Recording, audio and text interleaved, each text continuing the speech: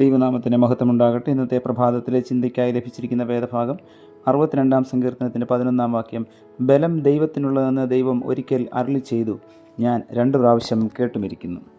1813 സ്കോട്ട്ലൻഡിലെ ഒരു നിർധന കുടുംബത്തിലാണ് ഡേവിഡ് ജനിച്ചത്. മാതാപിതാക്കളിൽ നിന്നും ക്രിസ്തീയ ജീവിതത്തിനാവശ്യമായ പരിശീലനം അദ്ദേഹത്തിന് ലഭിച്ചിരുന്നു. 119-ാം സങ്കീർത്തനം 9-ാമത്തെ വയസ്സിൽ കാണാതെ പറയുവാനുള്ള പ്രാവീണ്യം അദ്ദേഹത്തിനുണ്ടായിരുന്നു. ദാരിദ്ര്യാവസ്ഥ മൂലം ഫാക്ടറികളിൽ പണിയെടുത്തും വഴിവിളക്കിൻ്റെ വെട്ടത്തിരുന്നുമാണ് അദ്ദേഹം പഠനം നടത്തിയത്. ഗ്രീക്കും ലാറ്റിനും ഭാഷകൾ വശമാക്കി. ബൈബിൾ ആഴമായി പഠിച്ചിരുന്നു. അസാധാരണമായ ജീവിതശൈലിയും ദൈവഭക്തിയും മരണം വരെയുള്ള പഠനവും ഡേവിഡ് ലിവിങ്സ്റ്റൻ്റെ സവിശേഷതയായിരുന്നു. ആഫ്രിക്കയിൽ മിഷണറിയായി അദ്ദേഹം എത്തിച്ചേർന്നു. അവിടുത്തെ അപരിഷ്കൃതരും കിരാതരുമായ ജനങ്ങളോട് ദയയോടും സ്നേഹത്തോടും ഇടപഴകുവാനുള്ള ശക്തി ഡേവിഡ് പ്രാർത്ഥനയിൽ സംഭരിച്ചു പോന്നു. ക്ഷാമം കൊണ്ട് വലഞ്ഞ സമയം ഒരിനം തവള, പുൽച്ചാടി എന്നിവയെ തിന്ന് വിശപ്പടക്കേണ്ടി വന്നു. ആഫ്രിക്കയിൽ അടിമ വ്യാപാരം നിർത്തലാക്കുവാൻ ആവോളം പ്രയത്നിച്ചു. തന്മൂലം വളരെ ഉപദ്രവങ്ങൾ തൻ്റെ കുടുംബത്തിനും നേരിട്ടു. ആഫ്രിക്കയിലെ കഠിന ജ്വരം 30-ലധികം പ്രാവശ്യം ലിവിങ്സ്റ്റനെ ബാധിച്ചു.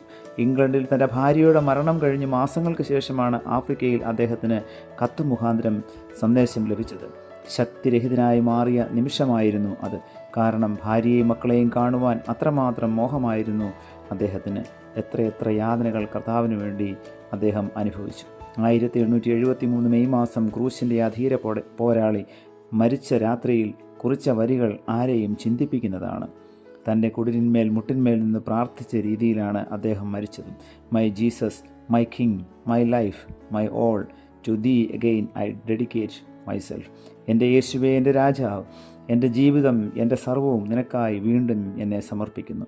പലതവണ തകർന്നടിഞ്ഞു പോകാമായിരുന്നെങ്കിലും ദൈവം അദ്ദേഹത്തെ തൻ്റെ കരത്തിൽ ശക്തീകരിച്ച വിധങ്ങൾ വളരെയേറെ വ്യക്തമായി അദ്ദേഹം തൻ്റെ ജീവിതാനുഭവത്തിൽ നമ്മോട് പറയുന്നു. പ്രിയമുള്ളവരെ, ഡേവിഡ് ലിവിങ്സ്റ്റനെ പോലെ നമ്മുടെ ജീവിതത്തിലും കർത്താവ് തരുന്ന അവസരങ്ങൾ, കർത്താവിന് വേണ്ടി ത്യാഗം സഹിക്കുവാനും നഷ്ടങ്ങൾ സഹിക്കുവാനും നമുക്കും ഒരുങ്ങാം. ദൈവത്തിൻ്റെ പരിശുദ്ധാത്മാവ് നമ്മയും അതിനെ ബലപ്പെടുത്തിയിട്ട് പ്രാർത്ഥിക്കാം. പ്രിയ കർത്താവേ, ഡേവിഡ് ലിവിങ്സ്റ്റൻ്റെ ജീവിതത്തിലൂടെ നീ ഞങ്ങളോട് പ്രഭാതത്തിൽ സംസാരിച്ചതിനായി നന്ദിയോട് സ്തോത്രം.